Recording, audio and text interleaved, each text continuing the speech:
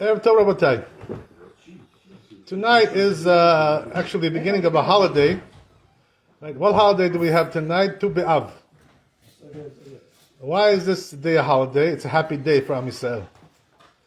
So the Chazal say in the Gemara, Masechet Ta'anit, that there was 5 good things that happened on Tu B'Av. So the Chachamim saw, when they saw these 5 good things that happened in the history of Am Yisrael, they made a holiday, they said, right, this is a very good day for Am Yisrael.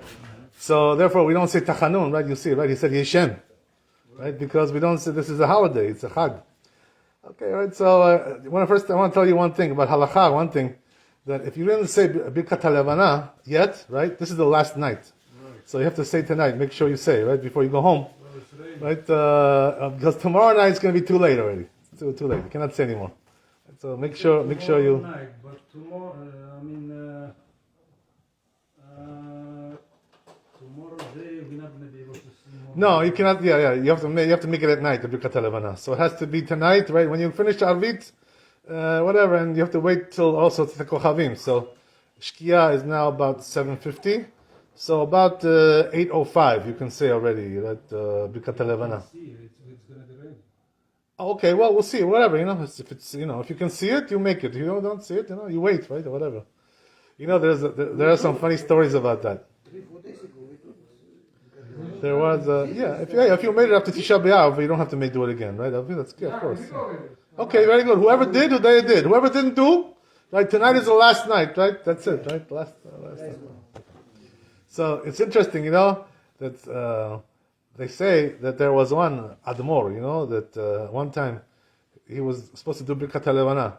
So he didn't, he wasn't able to see the moon because it was cloudy. So what did he do? He took a helicopter, he hired a helicopter, and he told them, take me up, above the clouds so I can see the moon, This way he made the Birkat HaLevana with the helicopter, above the sky, above the clouds, right? So that's one solution, right? They say there's another Chacham also, There was one big tzaddik. His name was Rabbi Mordechai Eliyahu, So somebody told me, he was a chief rabbi, and he was also a big tzaddik, whatever. They told me one time, he wanted to make Birkat HaLevana, and it was cloudy, So what did he do? They say, that he prayed to HaKadosh Baruch Hu, and the clouds dissipated, because of the tefillah that he did, So he had a lot of zechut.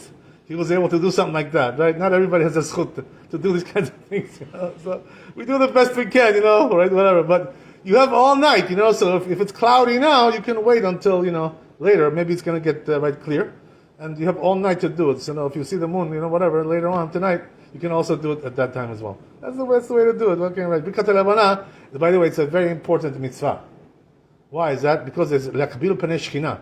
You're accepting the shechina, the Birkat HaLevana. So it's a big thing. It's not a small thing, So a person has to try, to do it if he can.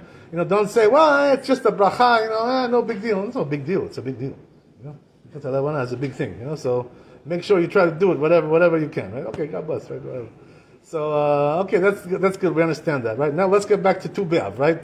We have tonight Tu B'Av, as we said. So tomorrow also in the morning, right? We're not going to do Tachanun, right?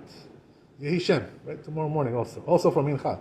Same thing, right? He told me, my friend, we're doing 6:30 tomorrow. So everybody come a little bit earlier, right? 6:30, not 7 o'clock. Okay, good. You got the idea. Whatever. So anyway, right? Now let's talk about the good things that happened, right, on Tu B'Av. There was 5 things, as we said, right? One of them, it says in the Talmud, in the Masechet Ta'anit, it says there that the Anshe Midbar, the Dora Midbar, HaKadosh Baruch Hu, after they did the sin, the chet of the Meraglim, it was decreed that all the people will die, in that generation. They won't go into Eretz Israel. Nobody, right? Whoever is more than 20 years old, or from 20 to 60, they're all going to die, before they go in. Nobody's going to go in there. Except 2 people, right? Who was that? Yehoshua ben Nun and Caleb ben Yefuneh. Right? Those 2 tzaddikim, they went in. But the rest of the generation didn't go in. Even Moshe Rabbeinu didn't go in, right? That's the way it is. What can you do? Right? So what happened was that they say that on Tu B'Av, this was the day that they stopped dying, that generation, this was the day that they stopped. What they used to do every time, they would, dig. Can you imagine? This is a scary thing. They would dig their own grave, each person, because it was the time for them to die, according to the schedule, 20 to 60, right? Whatever. So they were supposed to, so each one would dig their graves, because they're not going to be more than 60. Right? That's it. That's the last year for them. So they would dig the grave and get ready, to die. Can you imagine such a thing like this? Shem Yiracheh. So what happened was that that year they dug the grave, and they went down, when they're to die. Can you Shem Yiracheh? Can you imagine? And what happened was that in the morning they woke up, still alive. So this was Tu B'Av. So it was a good day because they didn't die. That was the end of the Gezerah of the Dor HaMidbar, to die. This was the thing, That was one thing that happened to Tu B'Av. That's one thing, right? Another thing interesting is, right, they say that when they had the Milchama, the war with Binyamin, Shevet Binyamin, all Am Yisrael on one side, Binyamin on the other side, right? There was a civil war, civil war, This was, where is this brought down in this war? In Sefer Shoftim, right, over there. In the end of the Sefer Shoftim, it's brought down this war, right? So they had a war, they went, Binyamin was very strong, They were Giborim, So 2 times they beat Israel, 2 times. They had 2 wars, and they beat Israel. They were so Giborim, such Giborim like this, And then the 3rd time they were able to beat them, Binyamin. So what happened was, that Binyamin got almost wiped out, They almost got nothing left over there. 600 boys, right? That's it. That's all there was left, Who was one of them? The Melech Shaul, right? He was one of them over there. Shaul, right? Shaul was from Binyamin. He was one of them that was left there. So what happened was that they got wiped out almost, as we said. And then what happened was, right, that all of Am Yisrael, when they saw how Binyamin behaved, such bad behavior, disgraceful. I'm not going to get into the whole story now, right? What happened over there? Look in the book and you'll see, right? What happened there? It's a whole history there. Whatever. We don't have time for that now, right? But anyway, right? What happened was that it was disgraceful. So all of Am Yisrael, they made a shvu'ah, oath that we will not marry our daughters to Binyamin. Nobody, because they're Rasha'im. We don't want to marry with them. It's like marrying, Lo Aleinu, with a goy or something. Can you imagine? We don't want to give our daughters to them. These Rasha'im. They made a shvuah like this. So what happened was, that they say on Tu B'Av also, this shvuah, they canceled it, they nullified it, and later, very much later on, at a later time. So then they were able to marry the Shevet Binyamin after they annulled the shvuah that they made, at this time. So this was also another good thing that happened, right? They were able to intermarry with Binyamin after they annulled the shvuah. This was another thing. I'm sorry? They stole the girls. Yeah, it's a good story. It's a nice story. So anyway, right, the point is, that was number 2. Also, number 3, there was another thing, which is that if you read, right, we read this already, about the daughters of Tzelofchad. He had 5 daughters, right? All of them were Chachamim, these ladies, So they came to Moshe Rabbeinu when they were in the Midbar, and they said to Moshe Rabbeinu, listen, they said, our father died, because he sinned, What was the sin of Tzelofchad? He was Mechalel Shabbat. He desecrated Shabbat, so they stoned him, They killed him in the Midbar. Whoever is Mechalel Shabbat is Chayav Mitah, Chayav Skila. That's what they did. They killed him, So they came to Moshe Rabbeinu. They said, what can we do now? Do we inherit the land of our father? Because he died, and there's no sons. So, there's a rule like this in halakha, that when a person has sons and daughters, who inherits his money? Only the sons, not the daughters, right? According to halakha. According to secular law, it's not like that, right? According to American law, it's not like that. But according to halakha, yeah, only the sons. The daughters don't get inheritance. They don't get. I'm sorry? The oldest one get double. The firstborn, right? Yeah, the firstborn, yes. Bechor, right, yes. So, what happened was that they came to Moshe Rabbeinu. They said, listen, our father had no sons. We just have 5 daughters here. So do we get the Yerusha? We get the inheritance or not? They asked Moshe Rabbeinu. Moshe Rabbeinu didn't know the halakha. What was this halakha? He didn't know. Okay, right? So what happened was that night he asked Hakadosh Baruch Hu. Told him, he says, tell me what's the halakha. I don't know what to tell these girls. Do they get the Yerusha? They don't get the Yerusha. So Hakadosh Baruch Hu told him the halakha. The halakha was that when there is no sons, then the daughters get the Yerusha. Right? That's the halakha. That's why the benot of Tzelofchad, they got the Yerusha, they got the inheritance from their father. What was the inheritance? The land, from Eretz Israel. That was the inheritance, Yerusha. So they got the land, but, right, one condition, right? On one condition. What's the condition? They have to marry only boys, right, from their shevet, from their tribe. Which tribe were they from? Menashe, right, exactly. So they were from Menashe. So what happened was, right, that Moshe Rabbeinu told them, listen, okay, you're going to get the land, no problem, right, from Tzilov your father. But you have to marry only boys from Menashe, right? Why? Because we don't want the land of Menashe to go to some other shevet, some other tribe. We want everybody to stay with their own shevet, with their own tribe, with their own land. That's the way it is, right? So therefore he told them, you only marry this and that's it. Come on, right? So what did they do? It says in the Torah, right? They married their relatives, to stay within the tribe.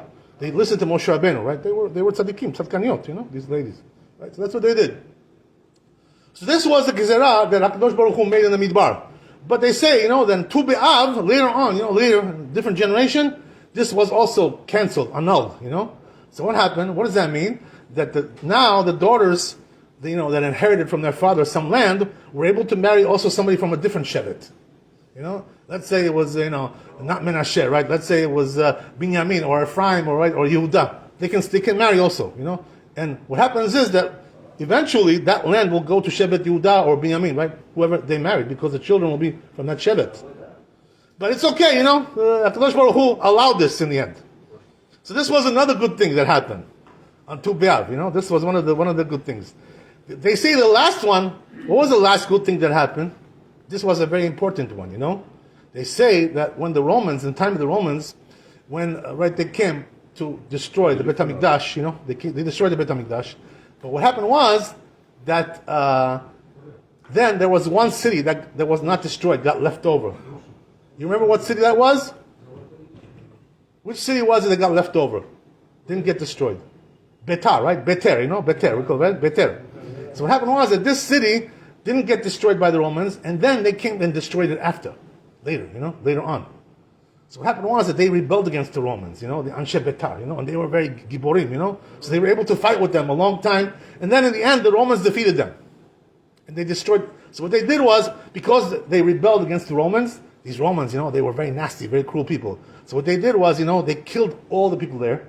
There was millions of people there, they killed, just in one city, in Beter, Millions, not thousands, not 100,000, millions of people there, and they killed everybody.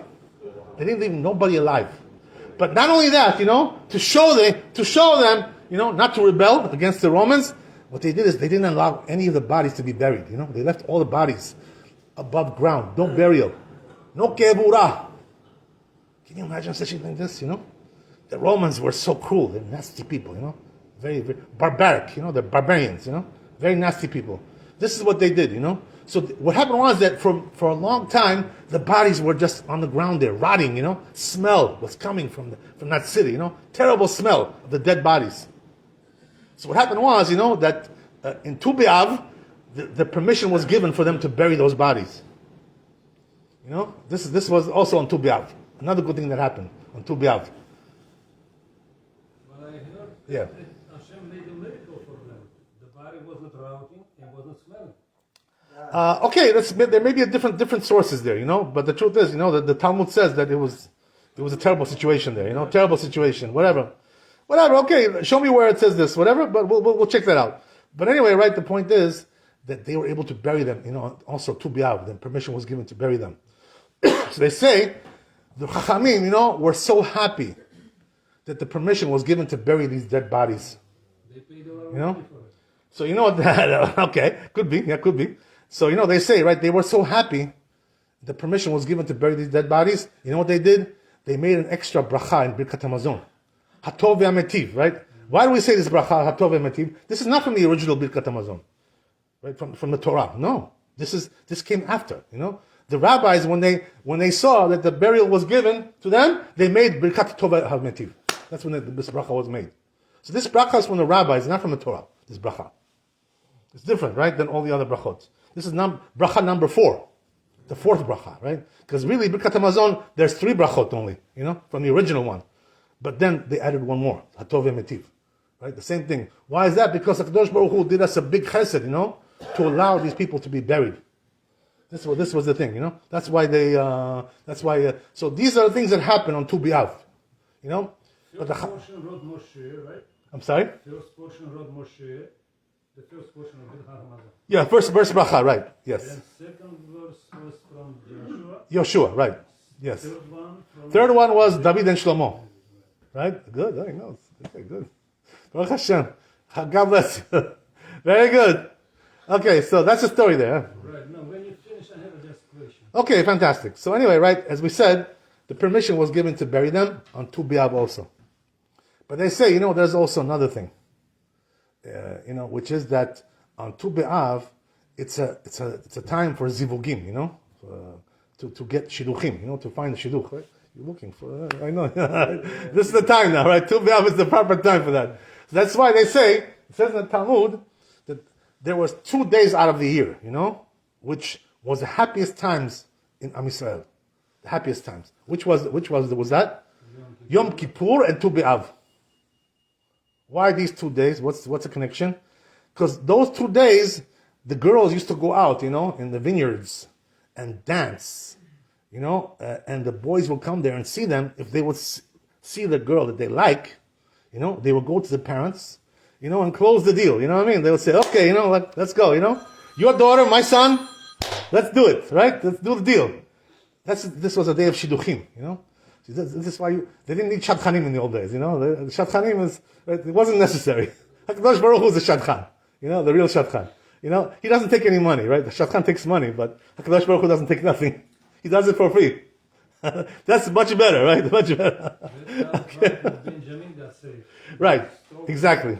So here's the thing, right? That as we said, that this was a day for shidduchim, Tu B'Av. And also Yom Kippur. Can you imagine? Yom Kippur was a day, we're coming here, right, to pray, Yom Kippur, we're all sweating, and crying, and all nervous, about our sins. This was a happy day, right, in the times of the Bet HaMikdash. Because they used to do shidduchim also. Also on Yom Kippur. The girls used to go out and dance on Yom Kippur. Can you imagine something like this? Did you know? They used to play music over there? Huh? They used to play music over there? It doesn't say they played music. No, it doesn't say they played music. It's not allowed to play music, It's asur, right? But they danced, you're allowed to sing, you can sing, You don't need, right? Play, sing, and, go around, the mecholot, right? Go around. That's good enough. You don't need more than that. Right? So that's what I say, right? That, as you said, right? That Shaul, how did he find his shidduch? Right? Because the thing was that when Binyamin got left over, 600 people only from the war, what happened was that they found for them only 400 girls. Why only 400? What, there was no more Jewish girls? What happened? What? We have 400 over just here in Regal Park. So what happened? They didn't have more Jewish girls? So the answer is that, but they made a shvuah, right? Oath, not to marry Binyamin. So they weren't allowed to give their daughters to Binyamin, So that's why what they did was, they said, what, if we can't find more than 400, let's bring them over there, to where they're dancing, in Tu B'Av, right? Dancing. And what they'll do is, they won't ask the father, to give me your daughter, because he cannot give you. He has a shvuah. He's asur for him to give you. So you just take her and grab, take her and grab her, right? Take her and that's it. Tell her, okay, you like me? You like me? Let's go. Bye-bye. Let's get married. Let's go to the chuppah, right? That's it. That's how they did it. Because they weren't allowed to ask permission from the father, because the father wasn't able to give them permission. You understand? This was the whole thing. This was the story of Tu B'Av, So they say, the funny thing is, I'm going to finish now, we're going to do Arvit. I'll tell you something funny, right? The funny thing is, they say that when it comes to Shaul, right, they say that he was a big tzaddik, Shaul. They say, right, nobody was tzaddik like him in this generation. He was above, head and shoulders above everybody. Big tzaddik, Shaul. Nobody was like him, So what happened? That's why they made him the melech, because he was a big tzaddik. Not like today, Today they make the melech the biggest rasha, They make him the melech. Today, in those days, the big tzaddik was the melech. Just the opposite, right? We have a different kind of world today. What can you do, right? That's the way it is. Erev Rav sholet, Erev Rav, right? Erev Rav is sholet. No, right? Hashem pointed through the... Of course, yeah, of course, you're talking about Shaul, but I'm talking about today, right? What you have today, you know? So, Erev Rav Sholet. We have Erev Rav. It says in the Zohar Kadosh, right? That in the time of the Galut, the Erev Rav is Sholet on Am Yisrael. They're the ones who are the leaders of Am Yisrael. Erev Rav. You know, that's the way it is in Galut. But in those times, Shaul, they say, you know, he was a big tzaddik, he was a very shy boy, you know? Doesn't want to come close to girls, you know? Like a good, clean boy, clean cut. You know, that's embarrassed to talk to a girl. That's the way he was, you know? So what they say that what happened was that he went over there to find a girl, you know, but he was too shy, you know, to come, you know, and tell her something, you know, how are you, you know, you wanna go with me, you know? So what happened was that the girl that he took, you know, she wasn't shy, you know, so she took him, you know what I mean? She went to him and she said, yeah, you like me? Let's go, let's get married, you know? So that's what happened, you know, because he was so shy, Shaul, she had to take him instead of him taking her. Baruch Adonai Le'olam, amen ואמן. לפי חנן וכשאומר, אצל הקדוש ברוך הוא לעשות ישראל, לפי חכיבה לעם תורה וצמות שאומר לחפש, למען צדקו יגדיר תורה ויאדיר.